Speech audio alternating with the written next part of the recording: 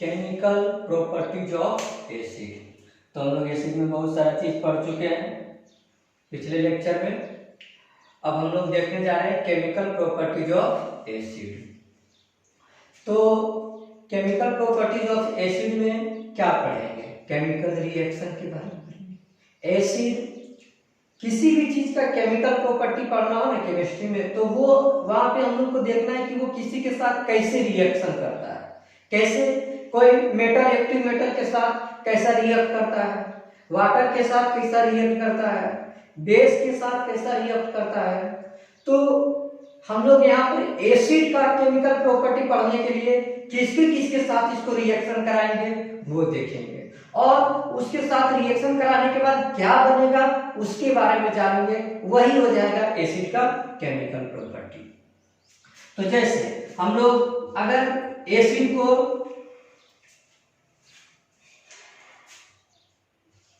तो यहाँ पे देखेंगे एसिड को किसके साथ रिएक्शन कराएंगे। सबसे पहले हम लोग एसिड को रिएक्शन कराएंगे विथ एक्टिव मेटल के साथ।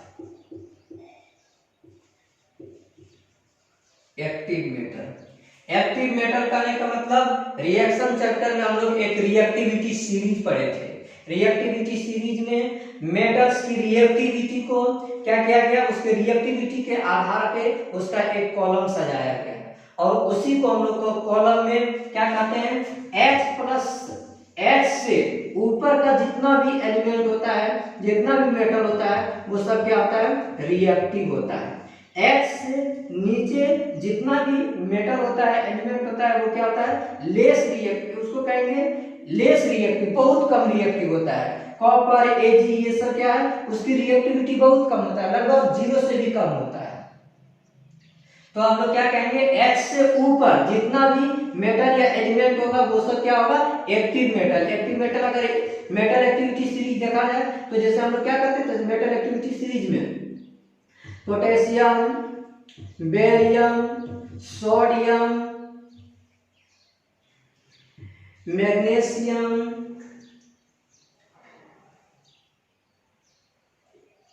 आयरन, तो ये सारा सब क्या आ जाता है, जिंक, ये सब आ गया एक्टिव मेटल में।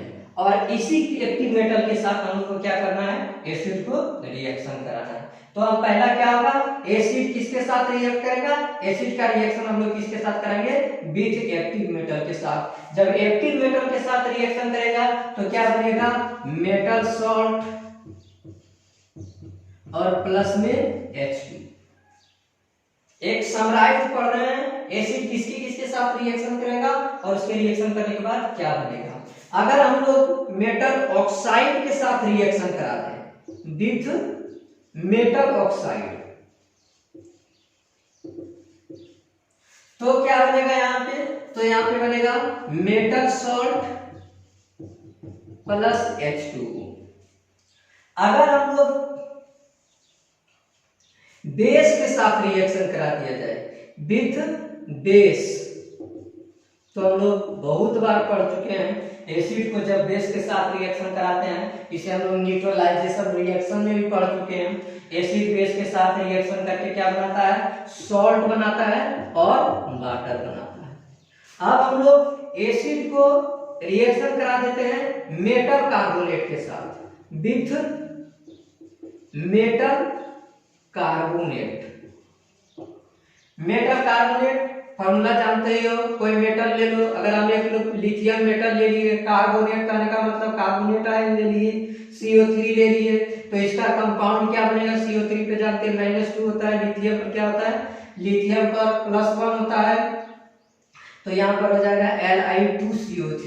इससे अच्छा एक एग्जांपल हम लोग लेते हैं सोडियम कार्बोनेट, तो Na2CO3, तो ये क्या हो गया, मेटल कार्बोनेट। एसिड को इसके साथ रिएक्शन कराना है, तो क्या बनेगा, एसिड को इसके साथ रिएक्शन कराने के बाद तो यहां भी बनेगा मेटल सॉल्ट प्लस में H2O बनेगा प्लस में CO2 बनेगा। एक और रिएक्शन हम लोग कराते हैं, वो रिएक्शन है विथ मेटल बाइकार्बोनेट। बाइकार्बोनेट का फॉर्मूला हम लोग जानते हैं, मेटल को यहाँ भी ले लेंगे Na बाइकार्बोनेट HCO3, HCO3 पे चार्ज माइनस Na पे चार्ज प्लस, तो यानी दोनों मिलकर के कंपाउंड क्या बन जाएगा NaHCO3 मेटल बाइकार्बोनेट। इस तरह से हम लोग सोडियम बाइकार्बोनेट भी ले सकते हैं, लिथियम बाइकार्बोनेट भी ले सकते हैं, पोटेशियम बाइकार्बोनेट भी ले सकते हैं। तो यहाँ पे हम लोग एसिड को रिएक्शन करा रहे हैं विथ मेटल बाइकार्बोनेट का, तो यहाँ भी क्या बनेगा मेटल सॉल्ट बनेगा, प्लस में H2O बनेगा, प्लस में CO2 बनेगा। तो हम लोग देखिए एसिड को एक्टिव मेटल के साथ, ओनली मेटल के साथ रिएक्शन कराएंगे तो मेटल साथ और क्या बनेगा H2 बनेगा। एसिड को मेटल ऑक्साइड के साथ रिएक्शन करा रहे हैं, अब यहाँ पर ऑक्सीजन दिया गया है, तो एसिड को जब मेटल ऑक्साइड के साथ रिएक्शन करेंगे तो ये बन जाएगा मेटल सॉल्ट प्लस में H2O। थोड़ा सा देख लो, यहाँ पे ऑक्सीजन नहीं था तो H2 बना, यहाँ पे ऑक्सीजन आ गया तो क्या बन रहा है H2O बन रहा है। एसिड को बेस के साथ रिएक्शन कराते हैं तो सॉल्ट और क्या बनता है H2O बनता है। एसिड को अगर हम लोग मेटल कार्बोनेट के साथ रिएक्शन करा रहे हैं तो मेटल कार्बोनेट में क्या हो जा रहा है मेटल सॉल्ट बन रहा है और साथ में ये जो कार्बोनेट है वो CO2 बन करके बाहर निकल जा रहा है। एसिड को हम लोग विथ मेटल बाइकार्बोनेट के साथ रिएक्शन करा रहे हैं तो बाइकार्बोनेट के साथ रिएक्शन होने के बाद क्या बन रहा है मेटल सॉल्ट H2O और CO2 बन रहा है। अब हम सबका एक एक एग्जांपल देखेंगे। तो यहाँ पर एसिड को किसके साथ एसिड मेटल एक्टिव मेटल के साथ रिएक्शन कराते हैं। तो पहला इसका एग्जांपल हम लोग लेते हैं जिंक, जो एक्टिव मेटल है, यहाँ पर हम लोग HCl ले लिए, डाइल्यूट फॉर्म में है, तो ये रिएक्शन करके क्या बनाएगा, तो ये रिएक्शन करके यहाँ पर बनाएगा ZnCl2 प्लस H2 गैस। उसी तरह से दूसरा एक्टिव मेटल हम लोग Mg ले लेते हैं, मैग्नीशियम सॉलिड, और इसको हम लोग H2SO4 के साथ रिएक्शन करा देते हैं, H2SO4 डाइल्यूट कंडीशन में रहेगा, तो यहाँ पर क्या बन जाएगा MgSO4 प्लस H2 गैस। अब उसी तरह से इस एसिड को हम लोग किसके साथ रिएक्शन करा दे मेटल ऑक्साइड के साथ रिएक्शन कराते हैं। तो इसका एग्जांपल यहाँ पर हम लोग देखते हैं एसिड का मेटल ऑक्साइड के साथ। एसिड हम लोग मेटल ऑक्साइड को हम लोग ले लेते हैं, मेटल ऑक्साइड हम लोग क्या ले लेते हैं कैल्शियम ऑक्साइड ले लेते हैं। कैल्शियम ऑक्साइड को रिएक्शन किसके साथ करा देते हैं H2SO4 के साथ रिएक्शन करा देते हैं। कैल्शियम ऑक्साइड सॉलिड कंडीशन में, H2SO4 डाइल्यूट कंडीशन में है, इसको रिएक्शन कराने के बाद ये बन जाएगा कैल्शियम सल्फेट, SO4 पर -2 कैल्शियम पर +2 दोनों मिलकर के क्या बन गया कैल्शियम सल्फेट। हमेशा केमिकल फार्मूला को ध्यान में रखते हुए यहाँ पे लिखेंगे, उससे क्या होगा ये गलत नहीं होगा। अब तो बचा क्या कैल्शियम सल्फेट तो बन गया, अगर इसको और इसमें क्या बच गया कैल्शियम सल्फेट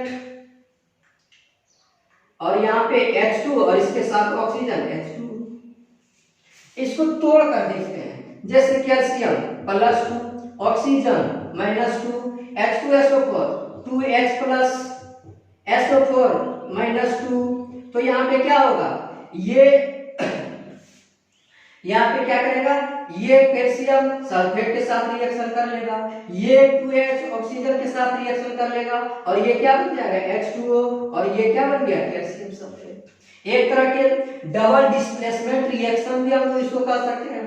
कैल्शियम जाकर के हाइड्रोजन को डिस्प्लेस कर दिया और H2 जाकर के इधर कैल्शियम को कहीं डिस्प्लेस कर दिया, तो इस तरह से इसको हम लोग डबल डिस्प्लेसमेंट रिएक्शन भी कर सकते हैं। पहला रिएक्शन मेटल सॉल्ट में हम लोग इसको डिस्प्लेसमेंट रिएक्शन भी कर सकते हैं।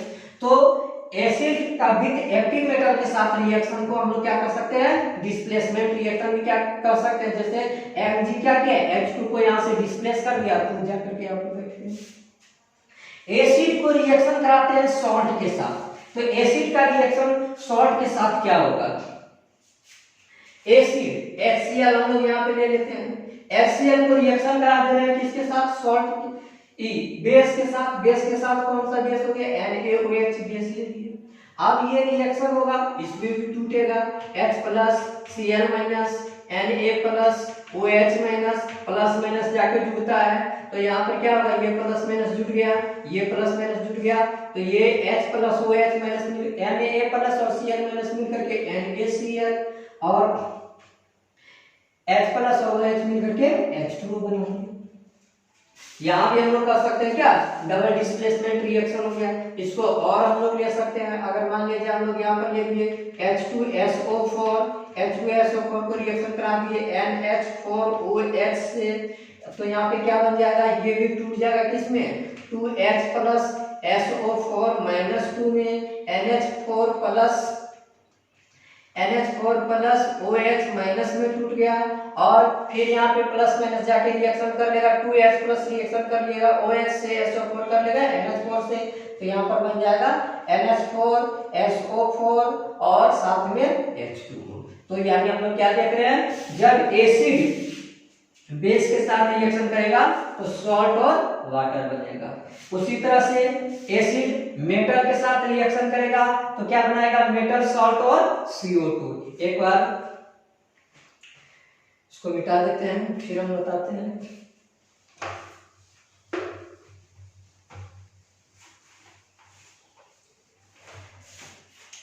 हाँ, ये रिएक्शन हम लोग देख रहे हैं, एसिड किसके साथ रिएक्शन कर रहा है, मेटल कार्बोनेट के साथ। तो हम लोग यहाँ पर ले लेते हैं मेटल कार्बोनेट Na2CO3 और इसको रिएक्शन करा दिए HCl के साथ, तो ये क्या बन जाएगा, तो यहाँ पे सबसे पहले देखेंगे ये टूटेगा कैसे, टूटेगा 2Na प्लस में टूट गया, CO3 2 माइनस में टूट गया, H प्लस Cl माइनस में टूट गया, प्लस माइनस में रिएक्शन होगा, ठीक है, प्लस माइनस में रिएक्शन होगा तो क्या हो जाएगा, अब यहाँ पर हमको रिएक्शन को बैलेंस करने के लिए ये लेना होगा 2H प्लस और 2Cl माइनस, तो रिएक्शन बैलेंस हो जाएगा। अब ये 2Na प्लस 2 माइनस के साथ रिएक्शन करना है, जाकर के 2Cl माइनस से रिएक्शन कर लिया, फिर ये 2H प्लस यहाँ 2 माइनस के साथ रिएक्शन करना है, तो ये दोनों रिएक्शन कर लिए, तो क्या बना लिया 2NaCl बना दिया, फिर से यहाँ पर क्या बन गया H2CO3 बन गया। फिर से एक बार समझते हैं, यहाँ ये टूटा तो 2Na प्लस CO3 2 माइनस में, ये टूटा 2HCl तो 2H प्लस और 2Cl माइनस में, तो यहाँ पे प्लस माइनस मिलकर के कंपाउंड बना लेगा, तो 2Na प्लस और Cl माइनस मिलकर के कंपाउंड बनाया तो क्या बन गया 2NaCl, और 2H प्लस और CO3 2 माइनस मिलकर के कंपाउंड बनाया तो बन गया H2CO3। अब तो यहाँ पर तो हम बताएं कि क्या एसिड मेटल कार्बोनेट के साथ रिएक्शन करेगा तो मेटल सॉल्ट H2O और CO2 बनाएगा, तो यहाँ पर तो बना है H2CO3। हाँ, H2CO3 क्या होता है, वाटर में ये एक तरह से कहेंगे वाटर में जाते ही साथ ये क्या हो जाता है, डिसॉल्व हो जाता है, वाटर में अनस्टेबल होता है, ये वाटर में जाकर स्टेबल रह नहीं सकता, जैसे ही वाटर में जाएगा ये आयंस में टूट जाएगा, तो आयंस में टूटेगा तो क्या बनाएगा, वाटर में डिसॉल्व होकर के कहेंगे ये H2O बना दिया और CO2 बना दिया। फिर से हम लोग समझेंगे कि यहाँ पर सोडियम कार्बोनेट को जब हम लोग एसिड के साथ रिएक्शन कराए तो सॉल्ट बना और साथ में कार्बोनिक एसिड बना H2CO3, और ये कार्बोनिक एसिड वाटर में चूंकि रिएक्शन कहाँ पे हो रहा है, वाटर में हो रहा है, तो ये कार्बोनिक एसिड वाटर में अनस्टेबल होता है, वाटर में ये टूट जाता है H2O और CO2 में, और यहाँ से फिर क्या होगा, ये CO2 गैस बाहर रिलीज हो जाएगा। तो इस तरह से हम लोग क्या देख लिए, ये रिएक्शन में फाइनल क्या बन गया 2NaCl बना प्लस H2O बना प्लस CO2 बना।